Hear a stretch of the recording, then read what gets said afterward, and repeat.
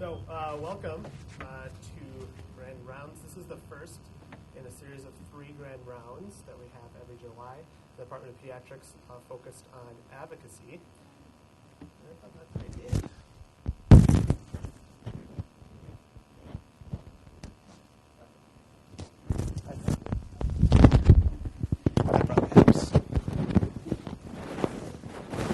This better? There we go. Excellent. So saying a series of grand rounds on advocacy. This year's focus is on what you can do during training to be an advocate for children and patients. So I'm Nathan Chomilo. I'm one of the pediatric chief residents this year. And I'll be starting our talk. You get a 3-for-1 with Drs. Aaron Graumann and Damon Dixon, talking about how we worked in different avenues with a program called the Reach Out and Read. The title of our talk is Reach Out and Advocate, how we found ways to advocate for early childhood literacy during training. So we hope to have a little bit of time at the end for questions, so please hold any questions till then. So we have no disclosures to make. No one's paying us extra.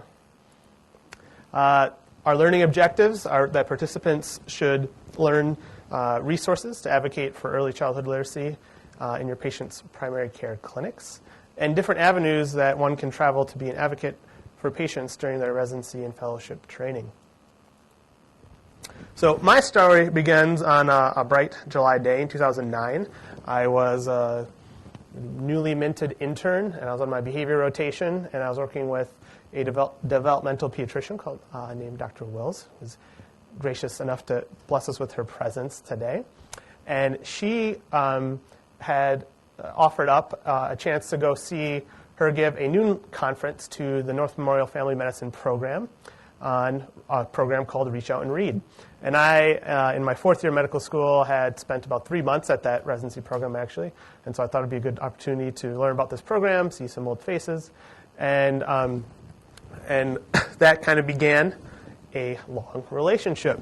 So at the end of the talk, I was really interested in Reach Out and Read, and if it was at my clinic, and if not, how we could make it come to my clinic. And she actually said that they were looking for a resident to serve on the advisory board for the Minnesota Coalition of Reach Out and Read.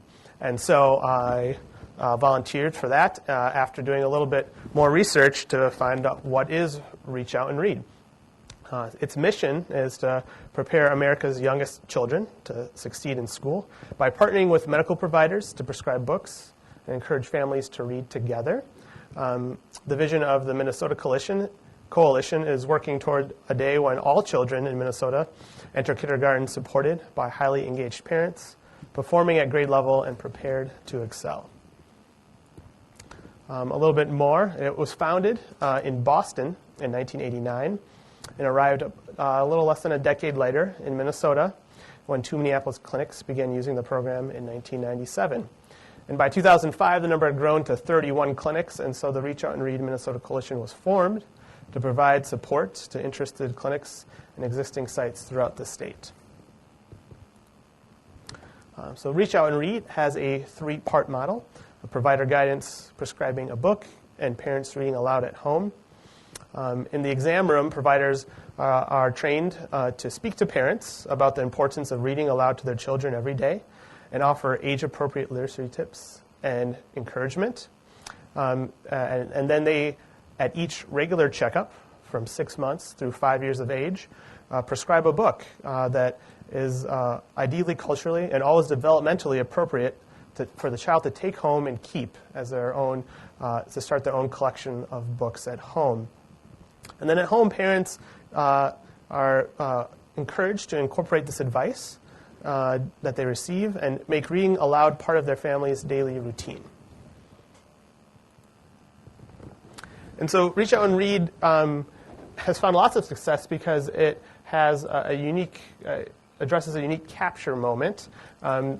There's consistent access in healthcare settings. So nearly 90% of all young children see a child health provider at least annually for a checkup. whereas only 33% are in a child care setting, the next most common contact with any formal service system. It's a valid relationship. So providers and parents have a relationship where the parents see the provider as a trusted advisor. And so information that you give them about reading really hits home. And then early engagement. The program encourages children and engages children early during that critical period of brain development from birth through age 5. One of the most impressive things I found was that Reach Out and Read is a well-established and evidence-based program. At this point, there's 16 published peer-reviewed research studies that support the efficacy of the Reach Out and Read model. And it's a more extensive body of research than for any other psychosocial intervention in general pediatrics.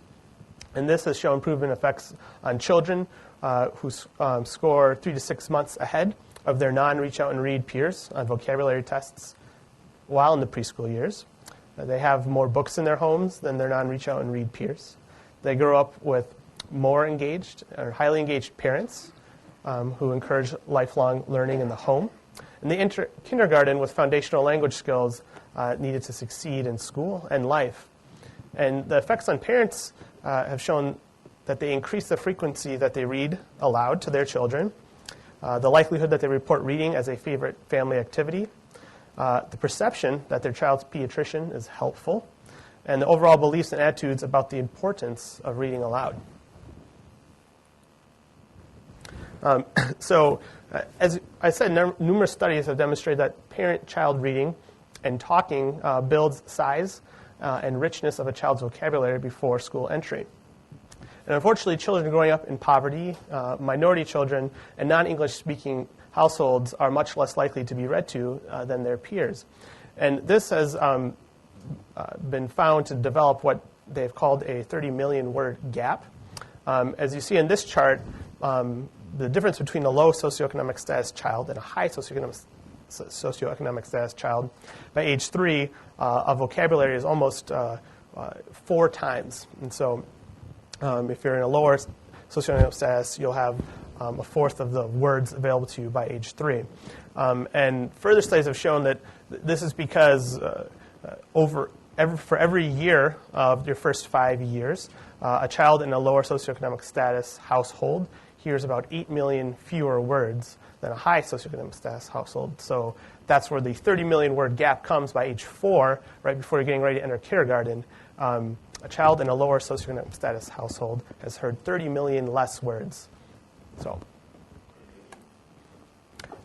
as I said, there's multiple studies. I'll take just a brief look at one of them that looks at the Reach Out and Read model. This was found in Pediatrics back in 2000, titled Literacy Promotion in Primary Care Pediatrics, Can We Make a Difference? It evaluated the impact of a clinic-based literacy program based on the Reach Out and Read model on parent-child book sharing.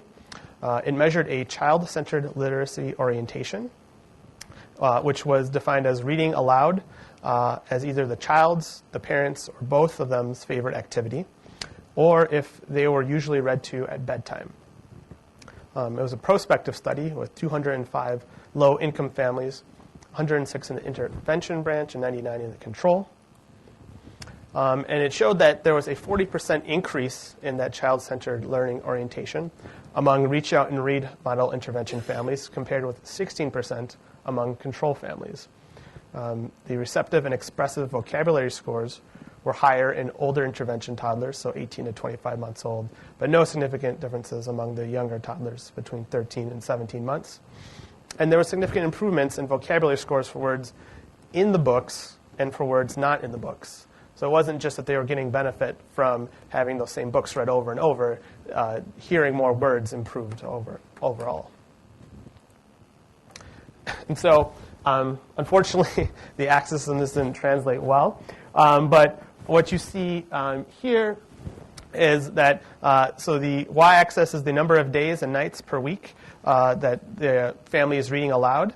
And the first are the days per week. And so the orange is the intervention, yellow is control. And you can see a significant difference between the number of days per week that there's reading aloud in the home in the intervention versus the control, and same for nights.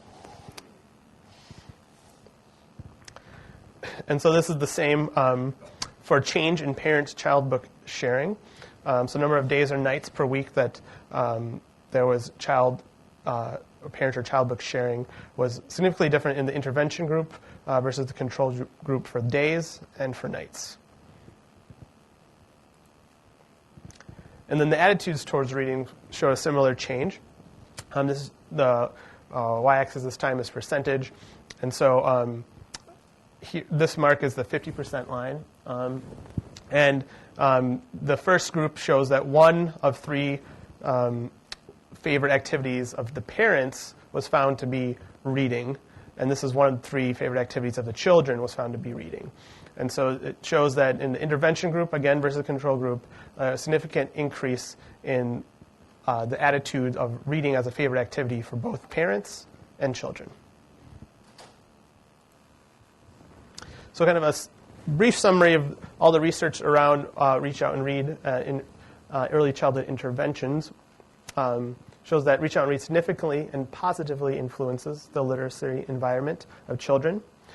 Parents read more often with their children and have more positive attitudes towards reading aloud. And children participating in Reach Out and Read tend to show increased language development compared with non-participating children. So that after doing all that research on Reach Out and Read, I got involved in the advisory board. And so you might wonder, what is an advisory board? Well, ours is charged with helping the Minnesota State Coalition of Reach Out and Read. And it's comprised of invested community members, stakeholders, and Reach Out and Read providers, and it's led by a chair. We meet monthly to develop a strategic plan, generate fundraising goals and activities, evaluate candidates for the board and state coalition staff, as well as review the quality measures of our Reach Out and Read programs. And it's an interesting distinction that it's not a board of directors, so there's no fiduciary responsibility as far as the finances are concerned. And so my role on this board was to help identify areas for expansion. So primarily I started looking at within our residency program areas where we could expand Reach Out and Read, and putting members of the coalition in contact with interested parties to kind of help educate. So educate colleagues. I helped coordinate Dr. Wills to come talk to the MedPeds program. I help educate the board on what Reach Out and Read looks like at the provider level. And then as part of our Peds Day at the Capitol, I've met with my legislator. Every year I've participated in that, and I've made a point to talk about Reach Out and Read and early childhood literacy with my local legislator. And then as being the younger member of the board, I was kind of charged and volunteered to lead the social media, be the face of the social media for Reach Out and Read Minnesota. And so I created a Facebook page and a Twitter feed where I've invited many of the people in this room to like the Facebook page. And then I have set out tweets at times. We tried to do a month where we gave daily reading tips in February to engage people in the public about Reach Out and Read and the importance of early childhood literacy. And then one of the other things the board has done is helped create awareness of the program through multiple fundraisers, but we also put together this video that we want to show you just to kind of sum up really what Reach Out and Read is about.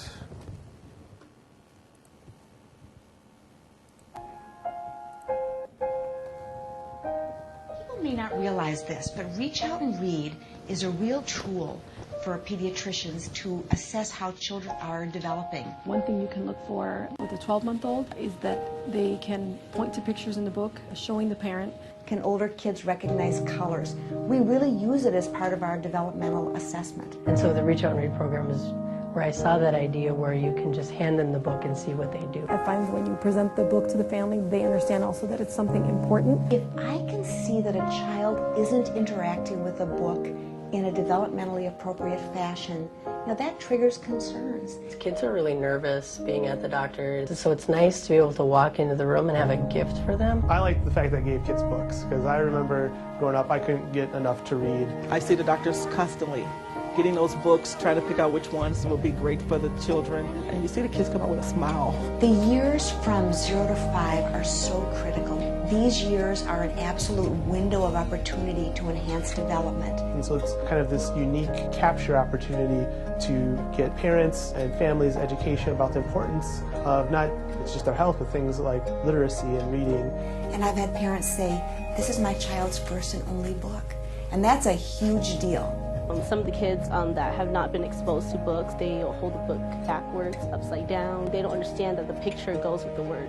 People might know that you can read to a 4 or 5-year-old, but maybe they don't understand you can read to a 6-month-old or a 9-month-old. Reach Out and Read works hand in hand with schools. I think parents forget that they are their child's first teacher.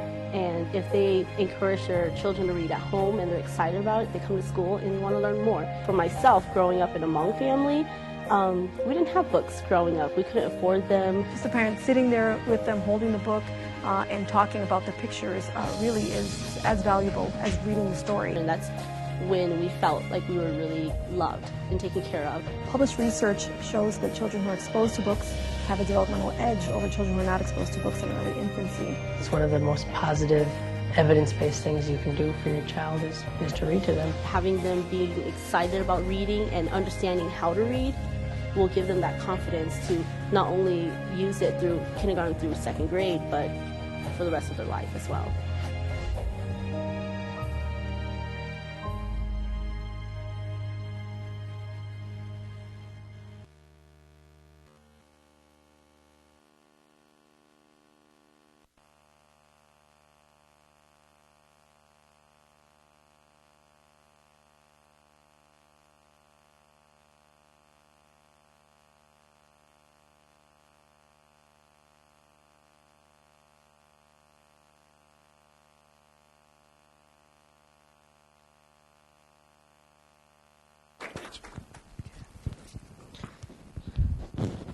Can you guys still see me behind the podium? I was born left-handed and short, so I'm here to talk about starting a program in the clinic, just to get a sense for how you can do something like this, how you can advocate in a different way than Nate did in the clinic during residency. So I was also a relatively newly minted intern a year later. And I was in clinic with Dr. Rathman, and she thought that I had to do a advocacy or quality improvement project, which I actually didn't have to do, but it prompted us to talk about a positive thing we could do in our clinic. And Dr. Rathman had trained here at the university and had been at one of the clinics where they had Reach On Read, and she was missed doing it. It was something that she wanted to get started at the clinic. So we talked that day about the program. I didn't know anything about it. I hadn't been exposed to Reach Out and Read in medical school, so I did the same thing that Dr. Chomilo did. I went out and learned a little bit more about Reach Out and Read, went to their website, checked it out, and I really liked what I saw. Kind of barriers moving forward is figuring out about the program, and then figuring out if we start a program, who's going to do the work, how much work is there, where do I start? And so that's what I'm going to kind of work through with you guys, and then talk about how beneficial that was for me in my training as well. So the background information that Dr. Chomilo kind of already went over, there's a great evidence base. I found that it was something that's very cost effective. We can get books for a much cheaper rate than if you go to Target or Barnes & Noble and buy a children's book. You can get books typically between $2 and $3 a book for your programs. So it's very cost effective. Reach Out and Read does an excellent job of making things pretty straightforward and easy for you from an administration standpoint.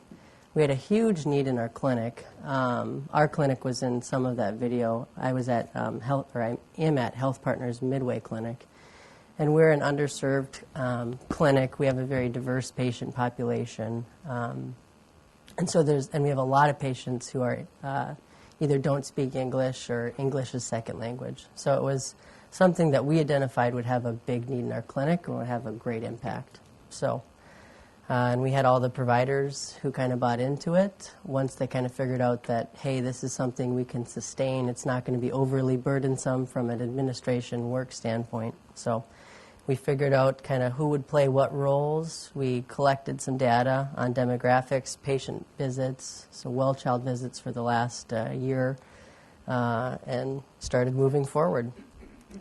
And so what I did was I basically, when I went on service, was in inpatient rotations, kind of put things on hold. And then when I was on less busy rotations, just from a practical standpoint, we kept on moving things forward.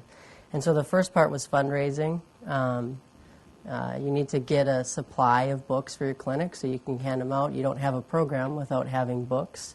So we approached local businesses. We did some grant applications, and we actually had one of our attendings who wanted to give to the community. So she gave a gift, and it was matched by a program called Reading is Fundamental, and we had all of our books for a year. So that kind of got us started. And then this year, we did another grant application, and we're successful in getting a grant from Regents Hospital. And so now we have books for another year, which is really exciting. So we started our initial application. I kind of talked about all the data that we collected. They also want to see that you're having a literacy-rich waiting room. And so the way that we have that at our clinic is we actually already had a program where volunteers come and read to kids in the waiting room as they're waiting and hand out books with a different program. So it was really kind of a neat thing that we already had going at our clinic. And then the people from Reach Out and Read in Minnesota came and did training for us when we were all set with our books. And so they sat down with our providers over the noon hour and some of the residents and trained in the program and kind of for different ages, how to approach them developmentally and what things to focus on for anticipatory guidance for parents. Maintaining a program, it looks like a lot up there, but it's really a very small amount of time that you put in every couple of months, and then on a daily basis just administering the program. So every 6 months we do book counts. We figure out how many well-child visits we have, and then we figure out how many books we gave out, make sure that we're handing out books and complying with the program and being consistent. Any new residents or new providers that come, we make sure that they learn about the program and get trained in the program. We do some fundraising, which can be out in the community or grant applications. And then we maintain our books and shelves within our clinic. We have a huge stash of books downstairs, and then periodically we have to bring up a few books upstairs to where the exam rooms are. And then every so often we have site visits. They're nothing like ACGME site visits. They're a lot more laid back, and it's mostly people within the state program trying to help support us to figure out any issues we're having, any issues with books, any questions that we have about the program. And then periodically there may be opportunities for legislators to come by, other people to come by and see what we're doing at the clinic, so we're always available for those types of things as well. So all in all, it's a little bit of a work a couple times throughout the year. So lessons learned. These next two slides, I pulled some lessons from Pediatrics. You can't see the link is buried in there, but it's from Pediatrics in the mid-'90s. It was an article on advocacy training during residency. And they talk about, the next two slides talk about some of the lessons that they mentioned from their article, and I thought most of them were very appropriate. The first thing that they wanted to point out that the project shouldn't interfere with your clinical learning, and from a standpoint of this project, it had no interference at all with my clinical learning. In fact, it really improved my clinical learning. I didn't have a child until residency, so development is one thing that we're all kind of learning over time, I think. And this program actually really helped learn a lot about developmental, handing what things are appropriate at what ages, what kids can do, because parents are going to ask you practical things and really are going to test your knowledge. So it actually has been very helpful that way. And then as far as learning how to do grant applications and some of that extra training that isn't necessarily built into training, but something that was really helpful. Other advice that they offered is you don't need to change the world. You don't need to have huge, grandiose ideas. Think small.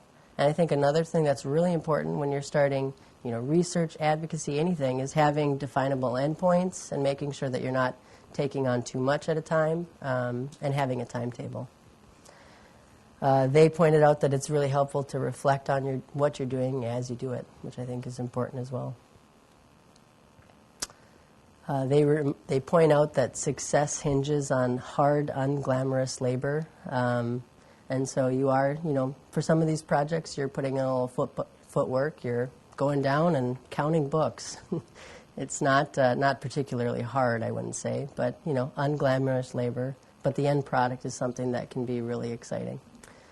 And just be proactive, take prerogative, kind of take charge of these projects and make them your own. The last thing that they pointed out was just being professional. And I think anytime you're doing any of these projects, when you're going to the state capitol, when you're meeting with the legislators, people really are going to give you a lot of respect for your medical degree, for the expertise that you bring. And just remember that you're representing the University of Minnesota, you're representing your patients, you're representing all those people that you're advocating for. A couple more lessons just from me. In thinking back now and in reflecting on what we started at the clinic and the good that we did, it was a lot different. I'm used to working with individuals. I'm used to seeing one patient, giving a little bit of advice, moving on to the next patient.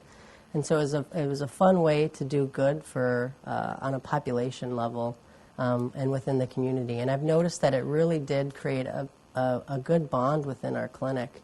A way to kind of help us give back to the community. And our patients have really appreciated it. The providers have really appreciated it. And it's just been one of those things that's just been so positive. So it's been a fun thing that we started. So hopefully it's a legacy we can continue. And then otherwise, my last lesson that I wanted to leave was, I certainly just kind of fell into this role. It was, a little bit of luck. So pay attention. You're going to run into people, staff who have all sorts of projects that they want to get started. And if it's something that you feel passionate about, go ahead and go for it. Just pay attention. And hopefully you'll have a situation like this where it's a great program that you can get excited about. And that's all my information that I have. So I'll pass it on to Dr. Damon.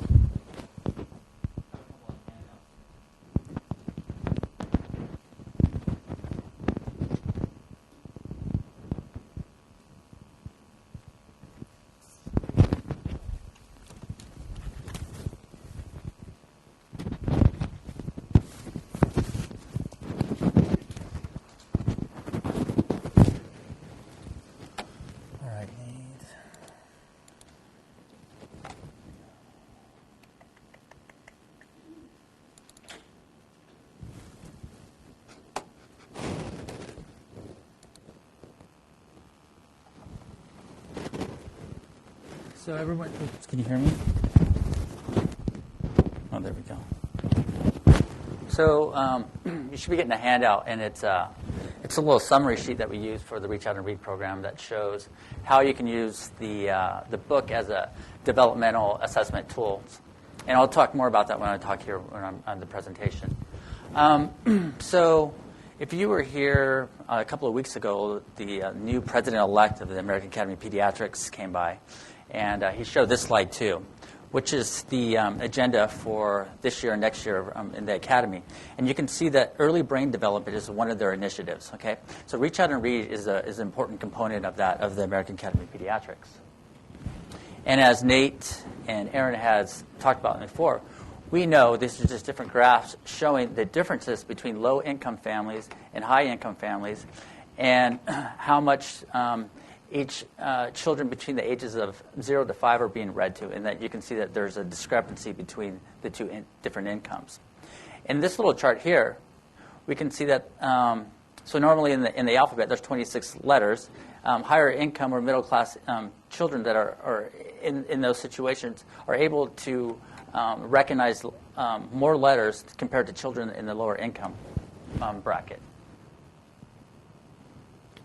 Now, I always thought this was an interesting science picture of. So what this shows is the neural connections at birth and for a term infant.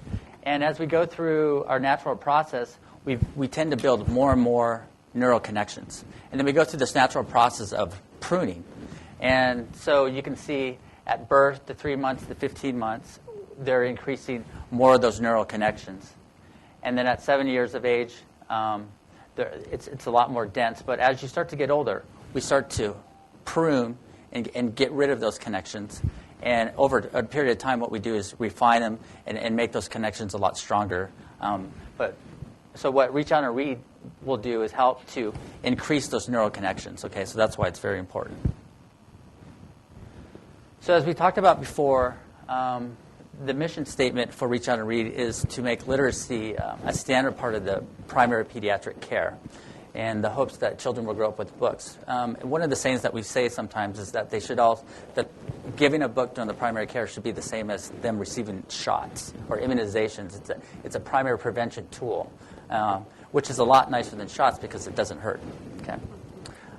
So my journey actually began within the Indian Health Service. So prior to starting fellowship, my wife did her fellowship first, and I stayed home and took care of the children and worked part-time at the Indian Health Service. And that's where I started my program. And so I'm going to tell you about my journey through it. Okay. So the Indian Health Service is the primary health care system that serves children, American Indians and Alaska Natives. And the other mission statement is that during their primary care visits, that we hope by the age of 5 that children will grow up with at least 9 to 10 books. The program starts at 6 months, and then by 5 years of age, hopefully they'll have their own little library of books. Okay.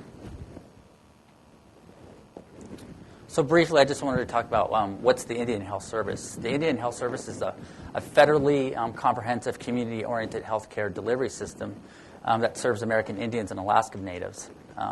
The individuals who are eligible for those services are determined by the 566 federal recognized tribes that are across the United States. So I'm half Hopi and half Paiute, and I'm enrolled in the Hopi tribe, and so I get most of my services through the Indian Health Service in Arizona. So the Indian Health Service is vast. It's all across the United States. The headquarters is in Bethesda, Maryland, and there's different area offices. And Minnesota is in the Bemidji area office, which also coordinates care in Minnesota, Wisconsin, Michigan, and Indiana.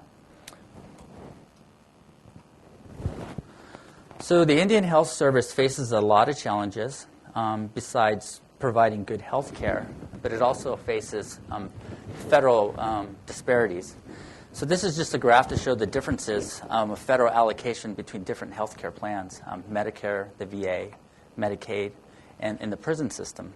And you can actually see that prisoners actually receive more money than people within the Indian Health Service. So that's one of the challenges that we face. So besides federal allocation to provide good health care, they also face problems with income, health care, and education. Approximately about 80% of American Indian children living on the reservations live well below the poverty level. Some of the healthcare disparities have some of the highest with infectious disease, endocrine like diabetes, obesity, and cardiovascular disease, accidents, suicide, and high rate of infant mortality. Educational-wise, in the elementary schools, there is association with low test scores in reading and language.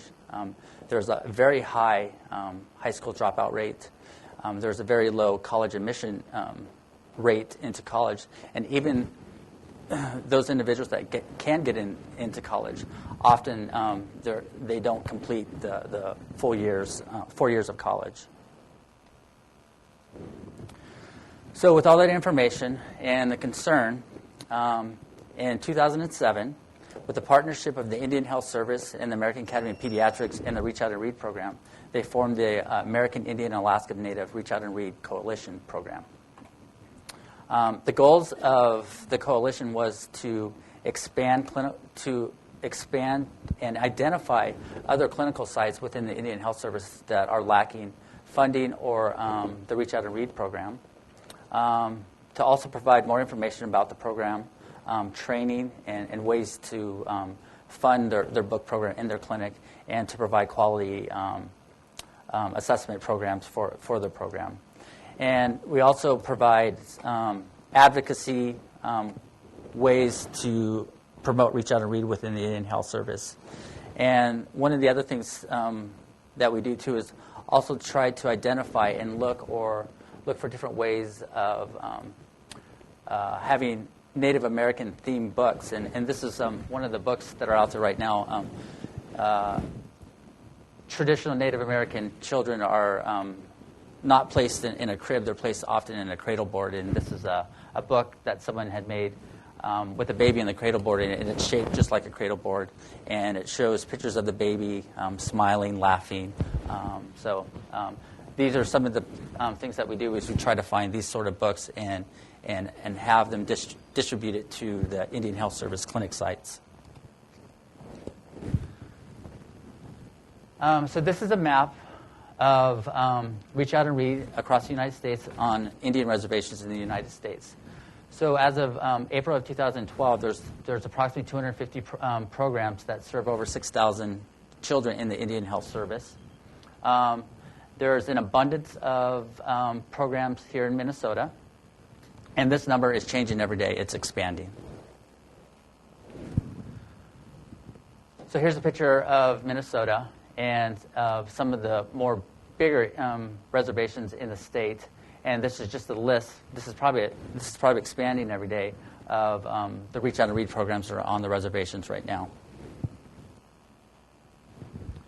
So this is a picture of Arizona. Phoenix, Arizona is right here, and Tucson, Arizona is right here. I worked at the Gila River Indian Reservation right here just south of Phoenix. And these are the two clinics that we have, and this is where I implemented our program, the Reach Out and Read. So some of the challenges that we face with the Reach Out and Read in the Indian Health Service are two things, culturally and funding. So as you can see in the map here, there are many different Indian tribes within just Arizona itself, which all have different dialects, and they all have different value systems. And so that's one of the challenges that we faced, because certain themed books may be funny to one group, but may be not well received by another group. For example, like maybe a book about dust devils. There may be a book about a dust devil, how it's funny and it's going across the land, but another Native American tribe may associate that as being evil.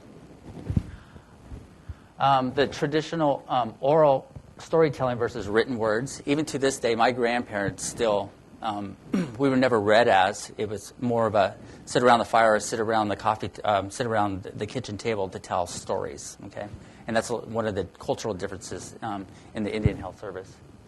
And as I mentioned before, there's a limited amount of Native American themed books that we can distribute to the children within the Indian Health Service. The Indian Health Service has two different sources of health care. It's either federally funded or it's funded through a tribe. And I was lucky the Indian Health Service that I worked through was actually tribally run, so it was a lot easier for me to obtain funding. But those individuals or physicians or clinics that are working within the federal part of the Indian Health Service have problems because whether or not a federal employee can receive or solicit funds from an individual or a company. So as Nathan and Aaron talked about, you have to gather data, and then you also have to have some outcomes. And so all I wanted to show here was it only took a letter to get funding for me, and it's that easy to do. It's something that everyone can do. And so this is just the letter that I wrote to my sponsor. But what I had to do, which was very hard to do, is try to get some data. And it's very hard to go to the elementary school down the street and ask the principal what are their test scores, because they know that they were very low, because he doesn't want that information to be put out. But he did give me the test scores for the children. And we found out that on the AIMS testing, which is a state standardized testing, children in elementary school in the Native American reservations scored well below the state average in reading and in language, you can see here. So it was getting those numbers that helped to get that letter of support to my sponsors to get support for the Reach Out to Read program. And it only took like 2 months, and hooray. 2 months later, I got a letter, and it says, we would be very excited to have your practice partners with us to be part of this pediatric literacy program. And all it took was just one letter. Okay? So that's something I think that we can all do. And this is a picture of me. This is the first day we got our books, and it's like Christmas. All of a sudden, a truck pulls up, and you've got boxes of books, and everyone's excited. So this is me getting our first shipment of books, and they wanted to take this picture because the bad boys get the cookies. And the impact was immediate. This was the second family that we gave the books to, and I could just hear them talking. And I walked in, and this is exactly what I saw. And I told them, can you guys please just do what you're doing and don't mind me, and can I please take a picture of it? And this is what I walked into. And you can see the interaction between the family and the child. So what I really wanted to show in this picture, besides what we were talking about with literacy-rich waiting rooms, we also wanted to provide literacy-rich clinical rooms. And so the Reach Out to Read program also provided these little posters here, too, in the background, and that's what I really kind of want to show. But this poster here in the background is the handouts that you have with you. And it's something that you can give to the parents so that you can use as a developmental assessment tool, and what the parents can use at each individual age with the book to assess the development of the child. Same thing. I didn't have a very good picture of this, but we often use the term to give the books that are age appropriate. And if you look in that little handout, they're broken down by these ages here. And we tried to arrange the books in those individual age appropriate ranges here. And that's what I was trying to show here in the background here. They're labeled here, and they're labeled in each individual category here. Besides him being a little cute guy here.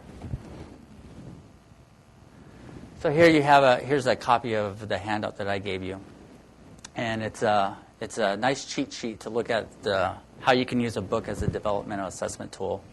And it's really broken down into 3 basic assessments. Book handling skills, which is a description of their motor skills, which is gross motor and fine motor. Gross motor meaning, as they were showing in the video, as you give the child the book, are they able to go out and grab the book well? I mean, right there you just have a plain assessment of gross motor. Once they have the book, are they able to turn the book well? Okay, and that's an assessment of fine motor. Picture pointing, the word that you want to that they use in developmental is proto-declarative pointing. And if you ever notice kids like to point. They do this a lot, okay? And so same thing when you have a book, what's this? Or they will say, oh, what's that? That's a very important developmental assessment. And then the last would be reading and storytelling skills. Once they start to develop the vocabulary and they start to expand on their expressive and receptive language skills, that all comes from the books. So here, what I wanted to show here was we can just look here at the developmental assessment of this child here. So the first thing would be gross motor. We can tell a lot about the gross motor. Even though the child's not holding the book, we can see that she's sitting up. She's not slopped over. She's not hypotonic. She's able to lift her head. If she was able to turn the page, which I just don't have a picture of, you have an assessment of your fine gross motor assessment. Language, proto-declarative pointing, same thing. Mom's doing it, but she would probably do it too. Mom could say, "Where's the apple?" and she would point to the apple, or "Where's the clock?" and she would point to the clock. And so she is using her receptive language and then expressing that language skill at the same time. So as I mentioned before, one of the other important components of gathering data is to show outcome. And so after 2 years, we had a quality assessment survey, and I just picked out, there was a total of, I think, 15 questions, and I picked the 3 that I thought were important for today. So the first one was I following their model? And the question was, did the medical provider discuss the importance of reading aloud to your child? And at my site, we scored 98%, and the state benchmark was 99%. And then the second question was, how was receiving a book during the child's well-child visit, how did this change how often you read to the child? And it was broken down into several categories, but what I really wanted to pick out and show was that the parent read more to the child. And at my site, we scored at 87%, and the state average was 48%. So we're making a difference. And lastly, over the past 7 days, how many days out of the week do you read to your child more? And as you can see, our numbers are fairly consistent and higher. Except I'm very surprised here at 7 days, the state 24%, and we only scored 7% on that. But overall, we did pretty well in increasing reading with the child and the parent. So there are other ways that you can have fun with Reach Out and Read. And one of the ways that we used to do is celebrate Dr. Seuss's birthday. And I'd go to the bookstore and ask for donations, just as easy as that, and they would give me books on Dr. Seuss. And when the child came in for Dr. Seuss's birthday, we had cupcakes, and it was a nice way to promote literacy, just using Dr. Seuss's birthday, which was always fun. And it's funny here, I tried to color my hair blue. It took me like 3 days to try to get it so I can look like Thing 1 and Thing 2. But here's one of the little kids that got a Dr. Seuss book on that day. So how can you be involved? And there's a whole bunch of different ways, as Nate and Aaron were talking about. You can go to the website. There is the Minnesota Coalition website, but it was down this morning, so I just put the Arizona one here. But you can go in and try to get more information from there. You can become a member of the Reach Out and Read Coalition. You can try to identify a clinical site and maybe tell us, or if you would like to try to start your own funding within the site. Advocacy, you can do advocacy in different ways. Social media is probably the easiest way for all of us. You can use Facebook, you can use Twitter, you can sponsor a fundraising drive, or you can have a book fair. The other term that we often use is looking for gently used books, too. So having a book fair to get gently used books you could give to clinical sites that are in needs of books. So that's all I have about Reach Out and Read. So I was going to quickly just do some stuff about advocacy really quickly, because I wish this was stuff that I was told starting during my residency. So the quote that I like to use is, "I sounded my barbaric yelp." I just think that's an awesome word. It's your chance to go and make a big difference. I think we all have we have a passion about something, and we're an expert at something. And the American Academy of Pediatrics has now recognized that. So if you go to the AAP, there is actually a website here, which is the Federal Advocacy website. And I think Tyler Winkleman next week is going to talk about, he actually did the internship, which is a very valuable tool. So if you have time, I would take a look at this. There's a lot of valuable information. The other thing that I would go to is I would go to the AAP, the Resident and Fellowship Trainee site. Here they have a lot of good information for residents and interns. They have newsletters, a way to get funded for grants, and other opportunities. It's a great source for residents and fellows. But what I really wanted to tell you about, so I am on the AAP National Committee on Native American Children's Health. They often put in that newsletter the availability of what national committee members that they're looking for fellow or intern liaison. This is the current list. So I would encourage you guys to go and look at these. And so that's why I put here, November 1st is the deadline.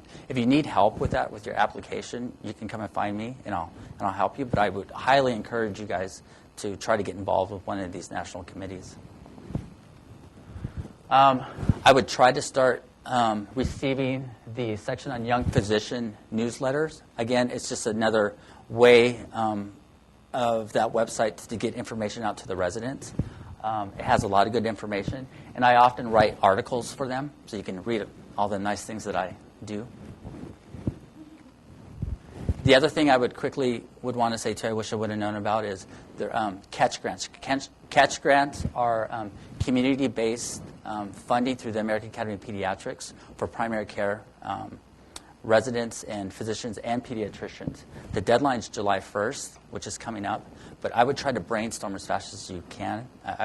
Same thing, I would try to encourage you to find some sort of project and apply for one of these catch grants. The funding is there. It's there for us. It's not utilized if no one's thinking of projects. Okay. Oh, so what I was going to say is, even for me, I'm a pediatric cardiology fellow. I'm applying for a catch grant for bottle propping. So that's one of the ways that you can even see how I utilize the catch grants. And so I'm just going to leave it at that because we're probably going to run out of time. Does anybody have any questions for us three?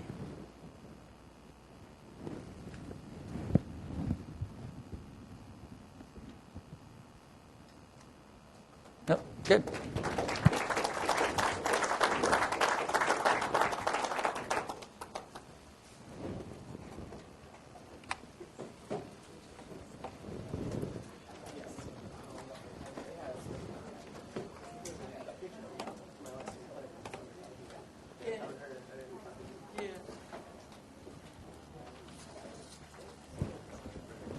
Oh, yeah. How are you? Good. Nice to see you. We were just talking about you this morning. How